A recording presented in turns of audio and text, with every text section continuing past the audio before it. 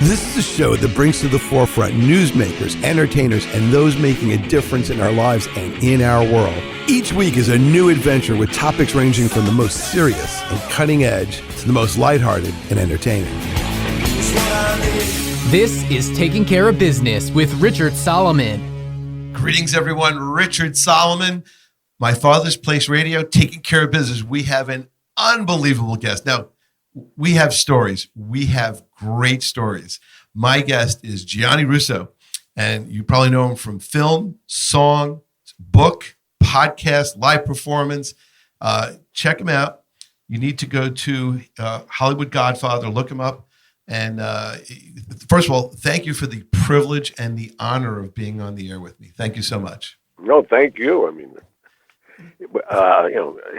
I'm always gracious to people who want to talk to me, especially on the radio. Well, you're a fellow radio personality. So, you have a book, and the book is called Hollywood Godfather: My Life in the Movies and the Mob. It's doing very, very well. In 7 countries, I'm happy to say. Let's talk about that. Tell me about that book. Why did the book come out I know it was like March of last year, but why at that point in time? I mean, I left that up to the publishers. They didn't want to saturate the market in Christmas because that's when all the big publishers release things. And so they felt if they put it out in March, it would be great for a summer read, start to get legs. And it did. I mean, it's still selling really well, and here we are almost a year now. Well, in fact, next month's a year. Well, what's very interesting is, in my travels, I tell people, hey, who my upcoming guests are going to be. And I was at a car place, and I was having my car serviced, and the service manager was saying, "Oh, I read his book. It's an incredible book."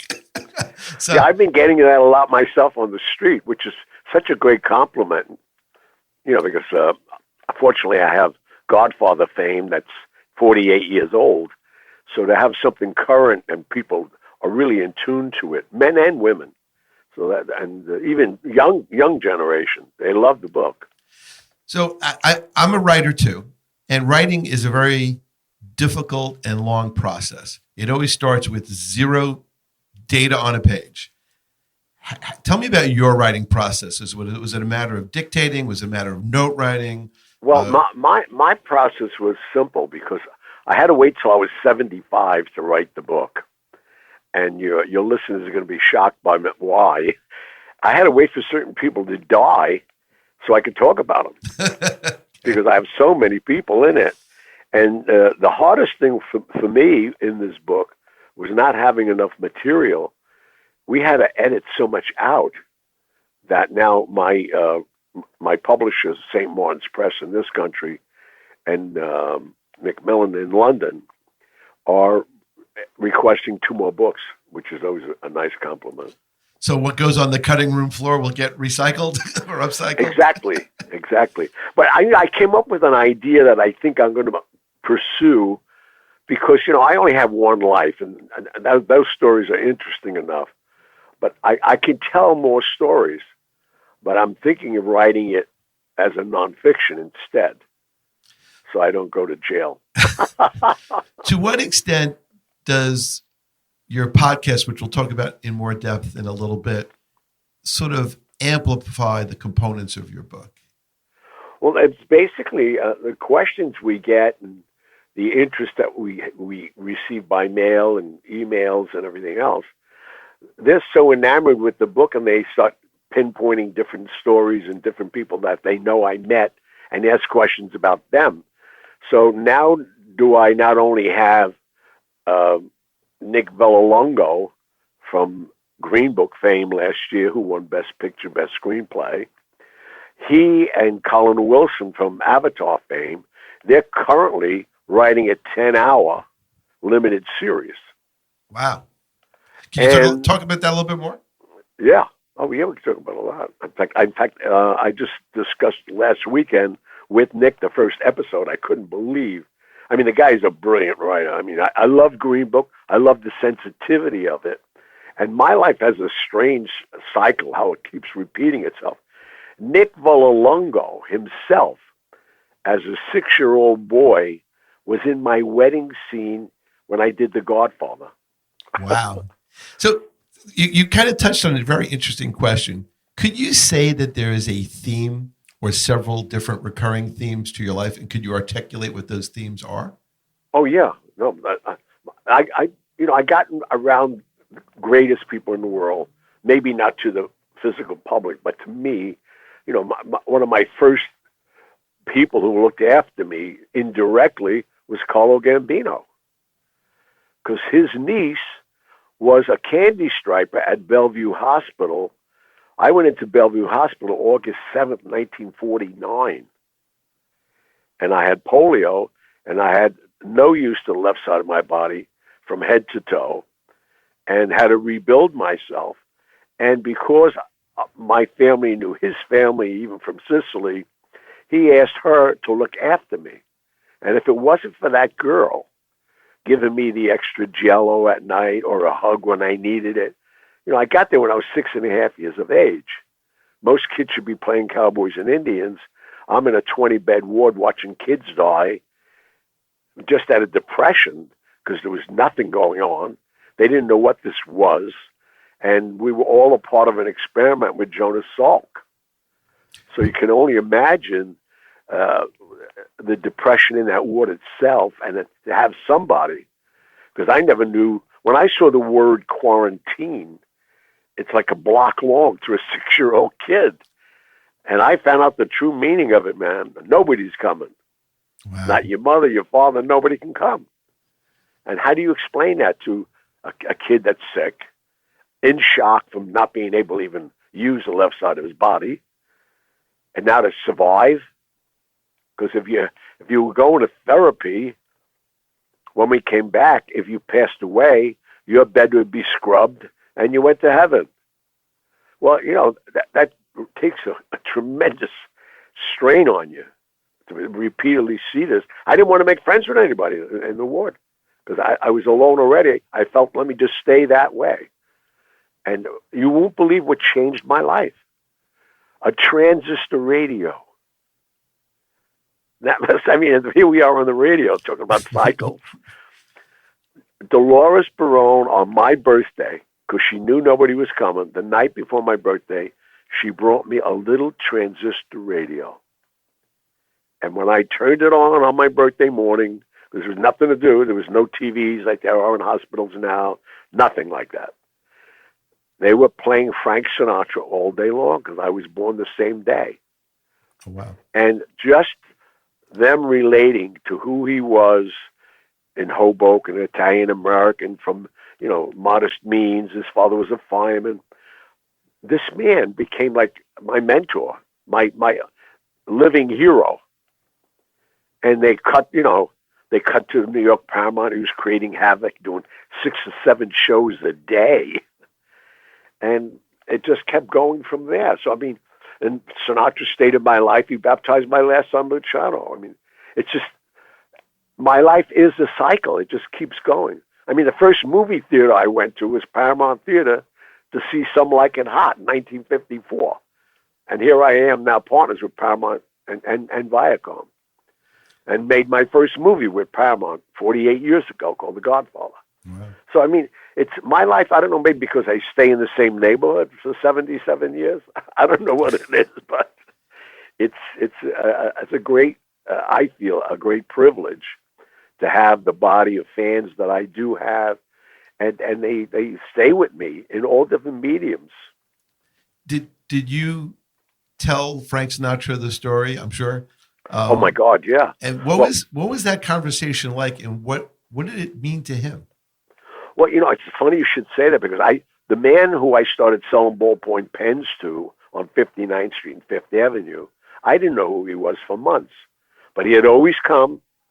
He touched the left side of my shoulder, my body, and tap me or hug me, give me some words of wisdom. Never took a pen. Give me $2, $3, sometimes even $5. He used to say, I had a lucky day, here's $5. Never took a pen. And the man's name was Frank Costello. Wow. And originally, then I went to work for him as a messenger. One day we got into conversation months later, and I worked for him for about 4 or 5 months. until I was in the Copa one day, and Frank Sinatra was having a sound check for his appearance there. This is what I'm saying. My cycle is so crazy. So I had the opportunity, I think I was like 14 at that time, to tell him, because I spent 5 years in the hospital. Then I came out and went to work in downtown on Mulberry Street in a bakery. So yeah, I was around 14. So I waited. In fact, he saw me come in the kitchen. He looked at Jules Bodell in the corner, and Jules said, "No, he's Costello's boy." And I never heard that before. But when I heard Costello's boy, I felt like 10 feet tall. And then I just sat down and I listened to this guy who I only heard on the radio. So I waited for him to give the break to the musicians, and he was just about to light another cigarette, and I lit it for him. And he says to me, "What's your name, kid?" I said, "The Kid." He's, "What?" I said, "The Kid." He said, "No, what's your name?" I said, that's all I can tell you." He said, "Who gave you that name?" I said, "Mr. Costello." He said, "I guess I better not ask." But I told him how he saved my life, and I told him this story. And he teared up. And now I know Sinatra, I've watched him cry many times. I was with him the day his mother's plane hit the mountain at Palm Springs, and she passed. But I'm saying, here's a guy that he felt sorry for me. And I felt good that he did, if that's a weird feeling. But here's a man of his caliber feeling for me. And I have stories like this where we could talk for days. People who have come to my aid and always helped me. That's what I try to give back myself. Well, that's why people should be listening to your podcast, Hollywood Godfather podcast. Look that up on your internet searches. So let me go back to Frank Sinatra in a promotional piece that you did for My Father's Place in Roslyn. You said that you were given singing lessons by Frank Sinatra. Could you talk about that? Yeah. Well, again, as it would be, I got very close to him when I was running all over the country for Costello, when Joe Kennedy approached him and the mob to get his son to become president, and he knew they needed all the unions and everybody's help, and the guys who were running the major cities, meaning the mob. So I was running all over the place, expanding my friendship in the underworld with people like Carlos Marcellus in New Orleans, the Savellas in Cleveland, Accardo and Sam Giancana, Chicago. I can go down mob history from memory of all the places I've been, including Sicily. And obviously Vegas was my big point to be there and be a part of the grooming of, just a fly on the wall, the grooming of Senator John F. Kennedy. So I got to meet Sinatra again and again, and Marilyn Monroe, who I had a tremendous relationship with for the last 4 years of her life. And so one day he said to me, I told him I want to sing. He said, "Yeah, what makes you think you can sing?" I said, "I don't know." He said, "Well, when you want to learn how to sing, come out to Palm Springs." So you never should tell me that, because I'll ring your doorbell. So I called Dorothy in his office and went through the right protocol. And I said, Frank said I can come by when he's home. And she gave me a schedule, and we arranged it. And I went to his house. And what's the funniest thing, she said to me, "Make sure you bring a bathing suit." And I'm saying to myself, I don't want to go lay out in the sun. What are we talking about? My first singing lesson, he met me out at the pool. And even the houseboy, I forgot his name, it was Henry. He was there forever. He said, get a bathing suit out of cabana. Or did you bring one? I said, "I brought one." He said, "All right, put it on." And I'm saying, I said, "What are we doing here?" And here he comes out. And he says, and we had small talk. And he said, "Submerge yourself in the pool." I said, "Okay."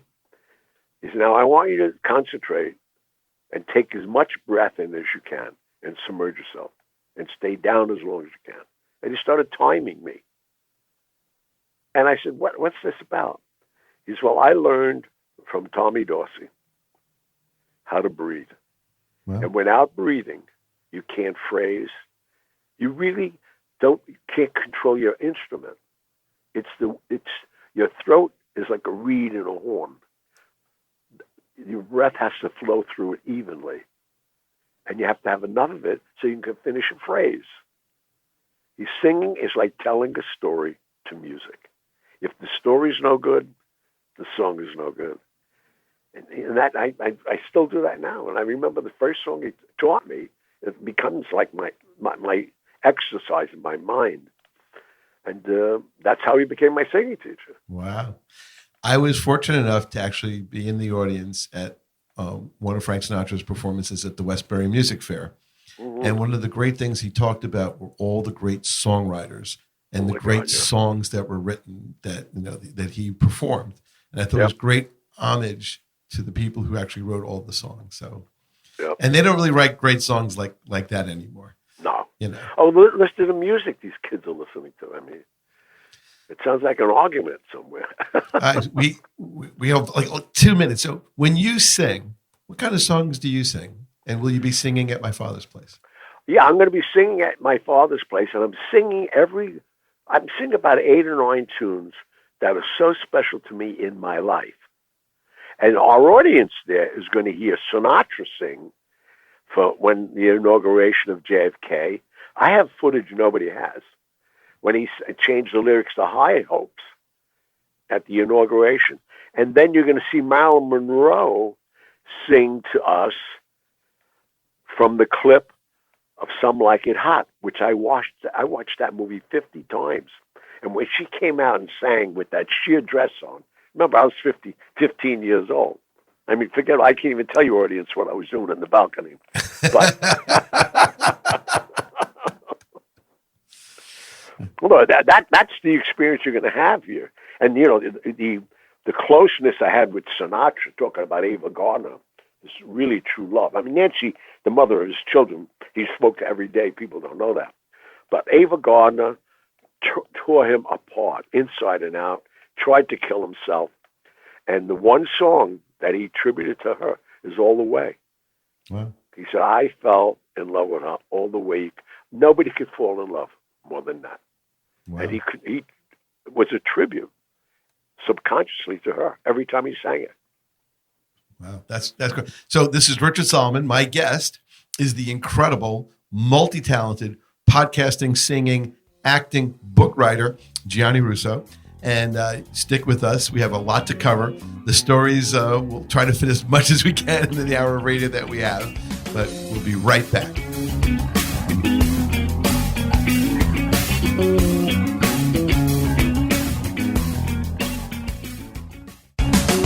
This is Russell Hitman Alexander from the Hitman Blues Band, and you are listening to Richard Solomon on WCWP 88.1 FM. All right, Richard Solomon, taking care of business, My Father's Place Radio, and occasionally we call the show Out of the Question.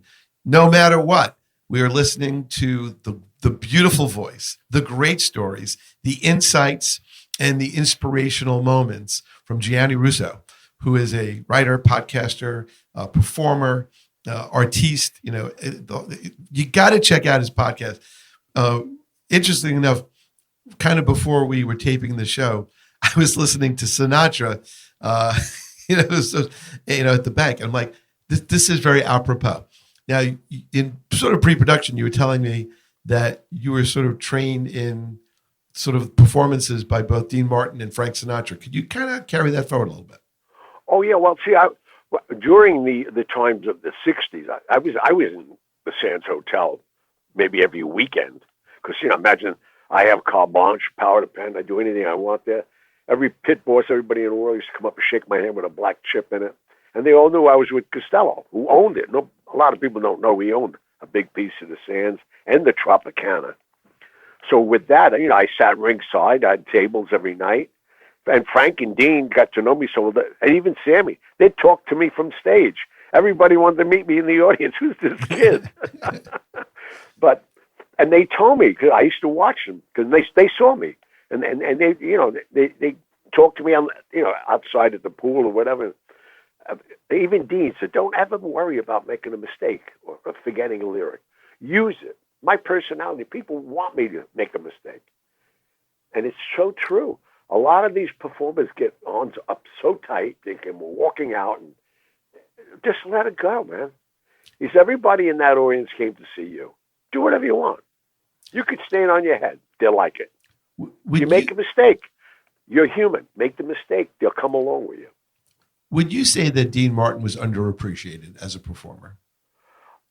The people who knew him know, but everybody, he was never, everything was Sinatra, Dean, to me, and I said this even to Frank, he said, who's your best performer? He thought I was going to say him. I said, Dean. He said, what do you mean? I said, Dean's a guy's guy. You're like, you don't know who you are. He said, what do you mean by that? I said, sometimes you're angry, sometimes, he's the worst drunk in the whole world, I don't know if you know that. Sinatra gets drunk, he thinks he's 6'4", and he wants to fight everybody. But Dean, I knew Dean and people that know him, out of Ohio, and everything in Steubenville. And he was a fighter under the name of Kid Crockett. He worked a gambling hall for the Purple Gang. I don't want to give out names. Yeah. No, but he was groomed by these guys, and a tough guy, but a man's man. He really didn't care. He didn't care. And that's why when they wanted to renew his show after 2 years on NBC, he said, I really don't want to do this. And they said, we'll make it easy for you. He said, I don't want to rehearse. He told them everything he didn't want to do. They okayed it.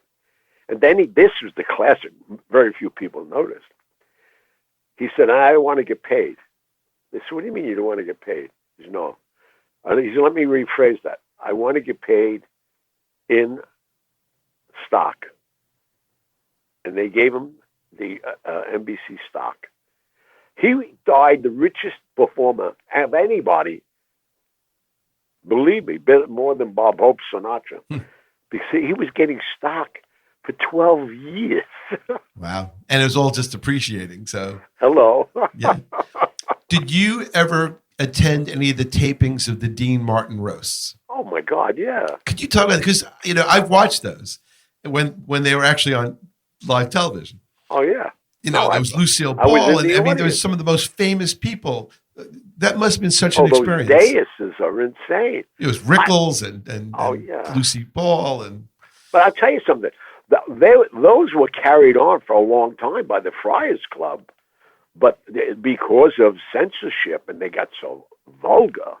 I mean, the last one I was at was for Quentin Tarantino and De Niro and Uma Thurman and all these people on it. It was insane what was going on up on that dais. And I happened to be on the dais because I had some credentials. They know I made 46 motion pictures that won 9 Oscars. So me being a friar and the friends that I have, and in fact, that one, Donald Trump was on the dais.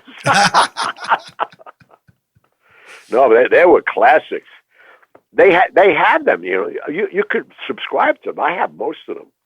What were some of the interesting behind the scenes moments? The behind the scenes. Yeah, behind the scenes. They were always on. I mean, they did an hour of drinking. I mean, I don't know if you remember. You named the greatest comedians and women. George Burns was always on these things. George Burns was Bob Hope, Milton Berle, I think, was on. They had those one-liners. It was insane. Then Rickles, who came around later, took it to another level of insults. But, red buttons, never had a dinner. I mean, I could tell you every one line they do, these guys. What was the most interesting behind-the-scenes perspective that you could provide the people who never really saw the behind the scenes, but only saw the finished product? What was it like? Was it? We were at a bar. I forgot what hotel it was before we went over. And there was like Joan Rivers, Ruth Buzzy, all these people like that. And they were getting soused. I mean, drunk. And now they're trying to up each other doing one-liners. And then they would challenge you. Who said this? Who said that? I mean, we watched that. They should have taped that show. Yeah, exactly. Exactly. did you learn anything from behind the scenes that you incorporated later on in either acting, podcasting, or your live performances? I'm like a sponge in the desert. When I'm with those kind of people, I understand it's not fair to so many other people that are listening. I used to go to Toots Shores on a daily basis and see Frank Gifford when he was with the Giants. Yeah. And when Jackie Gleason was filming right here, which is now the Colbert Studio, which was the Letterman Studio. I keep changing the name of that studio. Yeah, it was the Ed Sullivan Studio at one point. Yeah. But before that, Jackie Gleason did a show from there also. Did you know that? You know what? I know that now, but it's not something that would really resides in the memory, because everyone thinks of him sort of as the Honeymooners, but then he did all these other things later on, God, and then the tapes were lost for a while, but then they found some stuff, and and some of it, one of the things that I always thought was fascinating about Jackie Gleason is that he didn't want to do too much rehearsal because he was afraid that rehearsed comedy wouldn't really be funny. And that's what Dean did. Dean never did anything. He'd get to NBC Studios. I went over a lot to see the tapings of the Dean Martin show, which stayed on for 10 years. It was crazy. And that's what he did. He had somebody point him here, the director say, here, hit this mark, that, and the other. And that was it. See you later. And that's why all that goofing and laughing when they'd mess up lines, because they didn't rehearse. But the audience loved it because they felt they were being taken in. Like when Sinatra and them would just sit there, or Bob Hope, they would do those stupid skits. That's what I learned from them. Just go out. Well, hopefully you and your audience right now is going to come and see my debut of this show that I just wrote. An offer you can't refuse. and when I listened to your episode about the rubber gloves, I'll just call it the rubber gloves episode. It is an offer you can't refuse. That was when you were working to collect money on package store debt. Let's just leave it at that. I'll leave the tantalizer for the folks out there. But do you believe the guys who own that package store now do $12 billion a year? Well, I guess you got to get on the ground floor. But they owed you $23,000 in those days. And you know what? In those days, $23,000 was an enormous amount of money. But I was very creative in collecting money. Always was. Well, it's funny. One of the things I do as a lawyer is I have classes that I teach for lawyers called continuing legal education, which is a requirement to maintain your license. And over the years, I actually wrote a book called Winning in the New York Small Claims Courts, and I talk about collection. The thing is, your collection efforts are much better than whatever I came up with. Oh yeah, you get locked up now. So I couldn't exist if I was born 20 years later. I'd probably have no life. With all these cameras everywhere, forget about what I got away with. Let's leave it at that. It's like insane. But what was it like existing without ease of communication in terms of, you're talking about all the traveling going from Vegas and New Orleans and Miami and all these places, but you didn't have cell phones. You didn't have really, walkie-talkies or, the Nextel phones or anything like that. How did you get immediate communications accomplished? But see, the interesting thing, like you're pointing out, you could only miss that if you had it. We never had it. I had always 2 rolls of dimes in my pocket. Because that's what phone calls were in those days. That was it. Yeah. Do you know there's like barely a payphone anywhere? I think you have to hunt them down. I think there's one. They said somebody mentioned this in a statistic the other day. There's one payphone actually working in New York City. Wow. Now, just to bring back some nostalgia, do you remember the Dynamat? Oh yeah, I love that. I just love that. That's part of the New York that I miss. I mean, I've always been a New Yorker, but there was a time when you had to have dimes for payphones. Oh yeah, and then you could go to the Dynamat and get yourself a very, very nice meal. It was very cool. And I remember, to get a cup of coffee, you put like a nickel or something like that, and it came out of the lion's mouth. The automat? The automat, yes. Yeah. I call it the Dynamat, but the automat, yeah. The automat. Yeah, I mean, it's just great I stuff. used to go to one on 57th Street. It was crazy. Just Yeah, walk up, put money in the door, open, pull it out. it was the coolest thing. Yeah. What do you miss from that era of New York? I you know what I miss most of all the eras? Nobody dresses anymore. I still wear suits and dress. I dress. I go out for a walk. I get dressed. I see people on the street now. My gardener dresses better than them. You know, so you talked about even when you were in Miami, you dressed even though it was incredibly hot. Right. Yeah. So I still dress to go on an airplane. I see people get on a plane now. They got their pajamas on yet. what do you owe your sense of style to? Who is your influence on that? Well, my first mentor in dress was Costello. Okay. And I remember when he first told me to go to Layton's and get some suits. You knew the guy over there. Then we started wearing Brioni. And then I met a guy who I saw a watch in a window. And I asked the lady to give me the serial number on the watch in 1957. And she said, "What are you going to do with this?" I said, "Well, someday I'm going to have enough money. I want that watch." Because I thought it was an Italian watch. It was a Cellini-designed Rolex. But I saw Cellini. I identified as Italian, not realizing Rolex is the better name for a watch.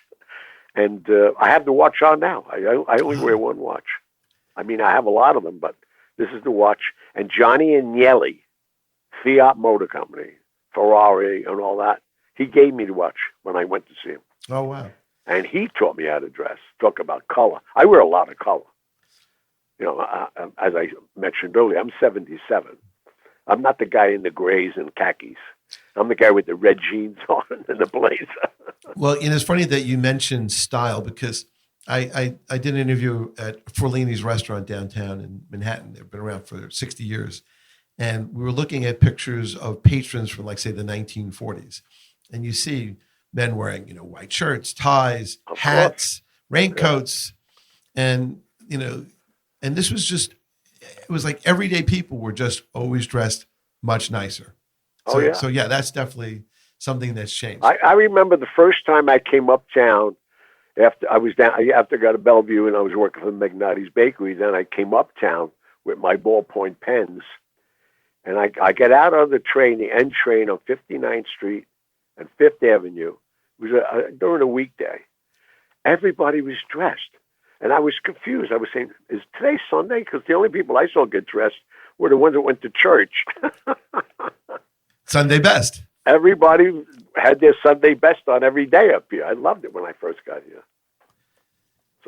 So it's amazing how time is flying. So let's talk just a little bit before the break about your podcast.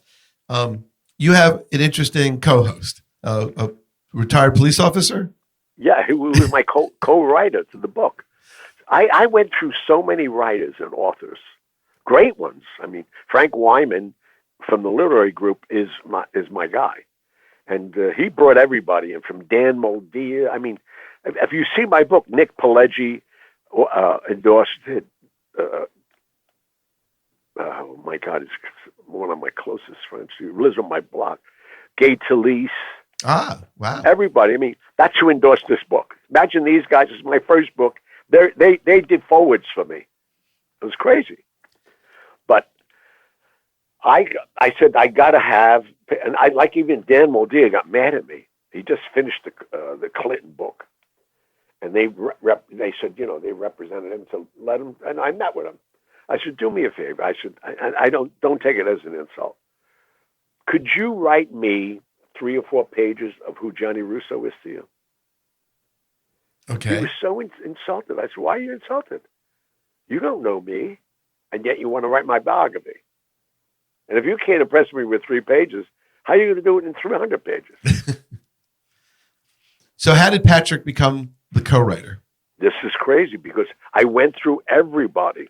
And Frank called me up. He said, I think I got the guy. I said, okay, give me a little history on him. He's an ex-cop who became organized crime in New York, raised on Mott Street. His father had a bar. He knew the language. He knew the pacing.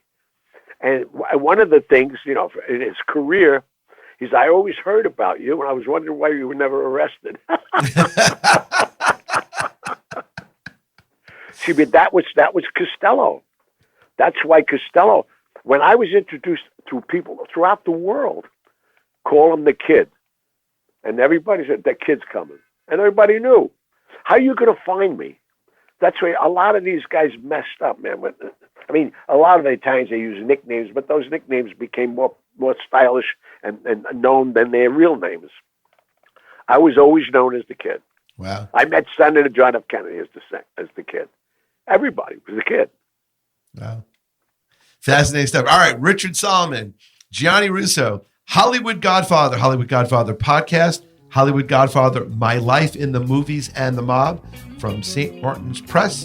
And we will be right back to continue our really cool conversation. Keep it locked here.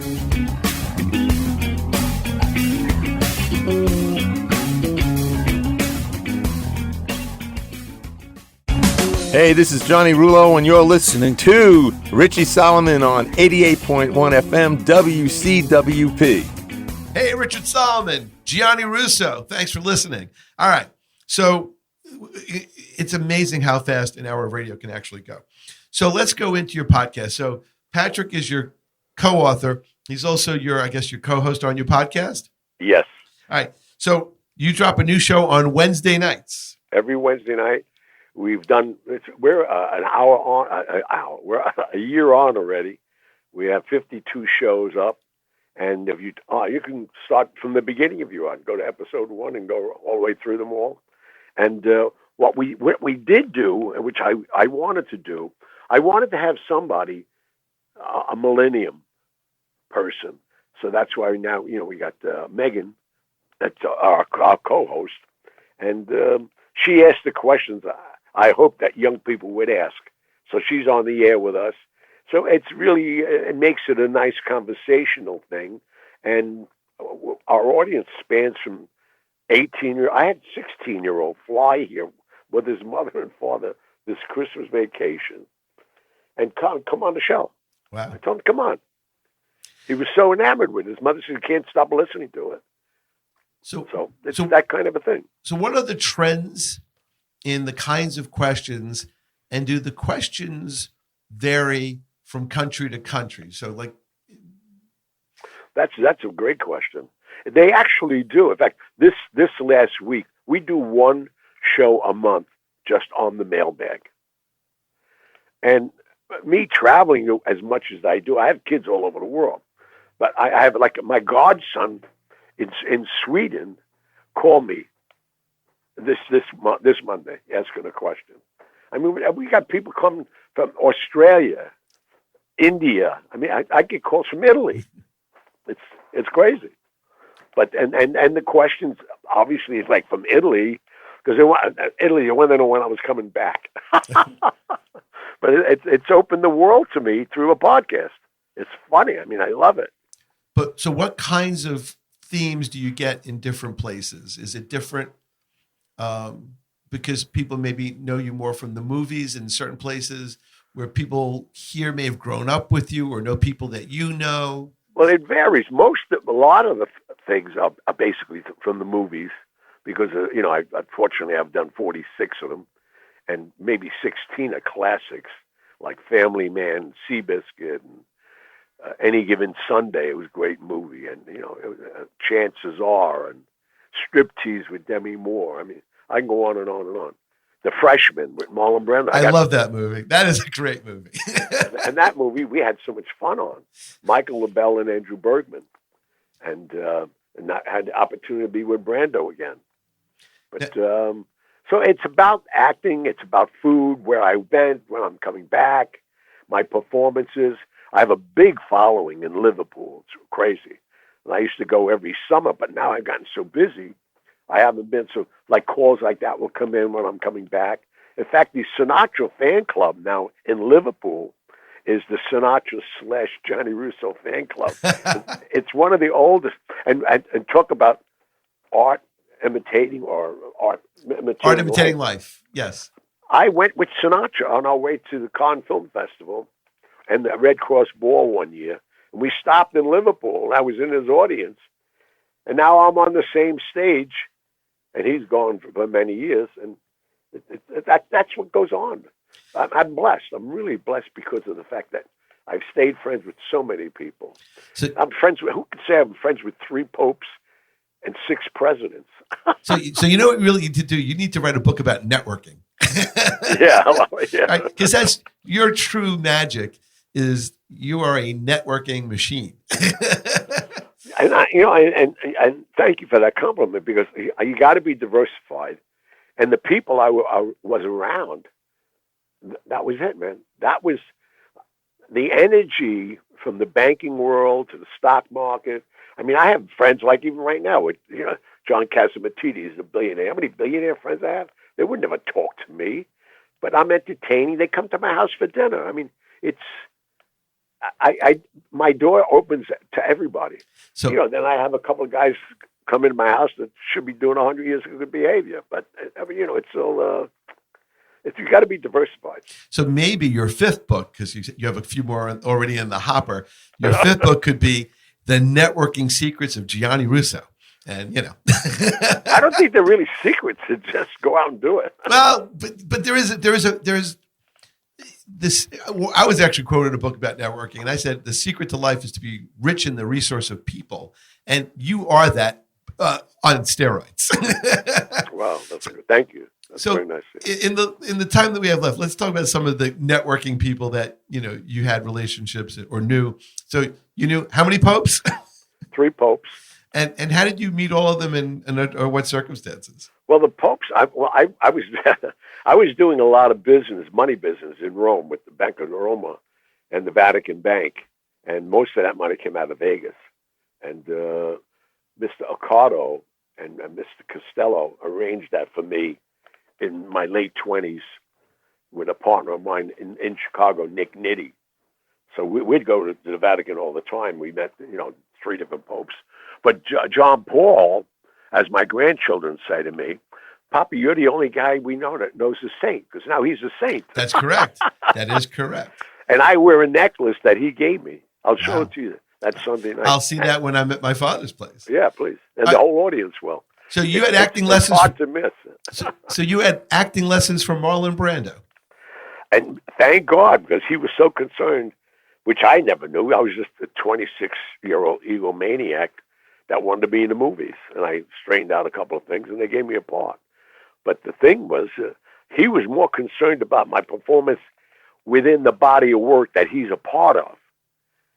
So when he was with Dick Smith for 3 hours in the morning, he was his makeup man that turned him into Don Corleone. We went over lines. He taught me techniques, like the closing scene in The Godfather, when Michael tells me I have to answer for Santini. All of that was Brando's coaching. Wow. How to look up and look around, who's listening. When he hands you the airline ticket, look down, make sure there's a ticket there. You already read the script. You already know you're going through the windshield, but you can't portray that 4 or 5 minutes before. The people are going to know it. And he was the one that pointed out to me, you're going to be on a screen that's maybe 18 feet or 36 feet by whatever the numbers were. He said, that's close-up. If they don't believe you, you've blown the whole movie. Wow. And he taught me so many great things, which I've used every day of my life. Little pressure, though, huh? Just yeah, well. So let's talk about Marilyn Monroe, because people are always fascinated by Marilyn Monroe. In fact, she's probably one of the well-known celebrities that still makes tons of money decades and decades after her unfortunate talking demise. About our audience that night, they had a rare meeting at Cal-Neva in Nevada-California border. And I was privileged to be the eyes and ears for Mr. Costello. And you're going to see photographs of Marilyn, me, Sinatra, all around the pool for the last 3 days of her life, when they were trying to convince her to seduce John one more time, but she hated him. And Bobby got involved with Robert Kennedy. Because when John promised her that once he became president, he was going to leave Jackie. Well, everybody knew that wasn't going to happen, but she didn't believe it. And then she got involved with Robert, and Robert pregnated her. Most people don't know that. I didn't know that. The stories and the pictures that you're going to see at my show, nobody's seen before.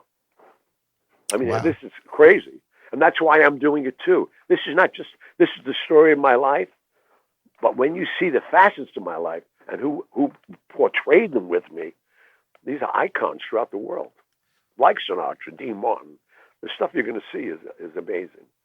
Now, let's talk for just a minute about what was life like in the 1960s, because this was all Kennedy, Cuban Missile Crisis, Bay of Pigs, Marilyn Monroe, Bobby Kennedy, the Robert Kennedy, and the John F. Kennedy assassinations. I know. I mean, it was a tumultuous time in American history. Most of what we see in the early part of the 60s was black and white television, because I don't think color television hit until a little bit later on. So when you see the films of the Kennedy assassination and Walter Cronkite, all that's in black and white. Right. What was it like in those days, politically, socially? Well, I was in the thick of it on a different level, because when Joe Kennedy went to Costello and wanted the mob to help his son become president, and they did, they were supposed to invade Cuba. You're talking about the Bay of Pigs. Bay of Pigs, yeah. The mistake John made was get Robert Kennedy, his brother, as Attorney General. He was unbeknownst that his baby brother hated his father, even hated John and his friends. And that's why he convinced John to get away from Sinatra after Sinatra hand carried him to the White House. Sinatra was his handler, along with his brother-in-law, Peter Lawford. They guaranteed the mob we could control him. And Control who? John or Robert? both of them. Ah, okay. No, they didn't even care about Robert. Robert was appointed by the brother after he made it. Right, right. Once he got in, he appointed his brother Attorney General. Once he got in, Robert convinced him there are no missiles on Cuba, and we're not going to invade it. You should stop that. And he did. So now the mob got the brother to become president. And now his brother hires Robert, and he's going after all the guys that got him in the White House. Well, it was soon after that, I'm flying all over the country again, not to meet mob people to get the guy elected. I knew there was going to be an assassination just by the tone of everybody and the anger, but I didn't think it was going to be John. I actually thought it would be Robert. But when I left... It ended up being both in a way. Oh, yeah, it did. It matter of years. Oh, no, they had to get rid of that dynasty. Because imagine if Robert became president. I mean, so the era you're talking about, I was on the ground doing it. I left the country for 22 months after the assassination, and I left that day. I left on November 22nd. I remember it like it was yesterday. I was going under the Verrazano Bridge when they announced the president was shot in Dallas, not killed. That was the first announcement. And me, like an idiot, because I knew I had like 3 or 4 days on the ship, all the pilot boats were coming to take all the men off. And I said, look at all these women. They're going to be on the boat with me alone. And then that night they made the announcement. And the weirdest thing, by telex on the ship newspaper, I saw Lee Harvey Oswald for the second time. When I went to New Orleans 4 days prior, he came in from Texas because Marcellus wanted him to be his shooter. They had 4 shooters. Nobody trusted each other. And then they had Lyndon Baines Johnson with, Texas Rangers as a backup. I mean, I got stories nobody had. Wow. Is this all in the book? It's all in the book, and you're going to hear a lot of it on stage. Because, as a student of history, this is me. So essentially what you're saying is if John Kennedy did not appoint Robert Kennedy as his attorney general, the course of history probably would have been markedly different. Oh, my God, yeah. I mean, I know that. I spend days with Meyer Lansky. You want to talk about a mentor? I spent days with this man. What was he like? He was like a mensch. in your. Right, yeah, I get it. That's all he was.